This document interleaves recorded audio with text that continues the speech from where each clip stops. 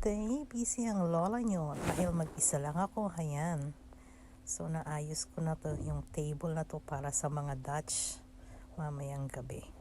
At ayan, hindi ko pa yan naayos kasi mamaya yung magpa-party dyan, sila daw ang magde-decorate at mag-aayos. Kaya tingnan natin kung anong gagawin nila dyan mamaya para sa 32 daw na tao.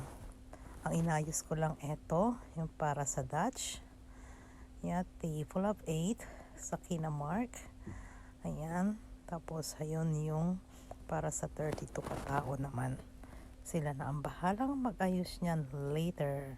Welcome to Kabayan Dream Float. O, diba? Bahala sila mag-ayos. Pero, heto din sa kabilang side, just in case, yung spare table namin dito sa may lounge room.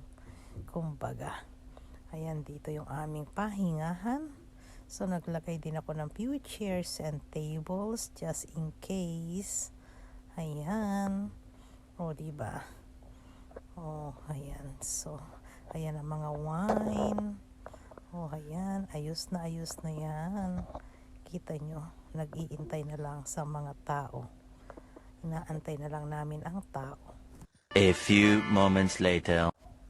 Ayan, dumating na yung mag-aayos sa kanilang table. Ayun sila, nag-aayos. Oh. Kita nyo, ang sexy ng mga babaeng nag-aayos. Blue. Look. Meron pa silang wine glass. Ayan, mga blue ang team nila. Blue ang team. Look, may mga bandera pa. May ano ba yun? May sampayan. Ano ba yung tawag doon? Parang kortina. Look, pati yung aming inuman, nilagyan din nila ng kulay blue. It's all blue, blue, blue. 2,000 years later.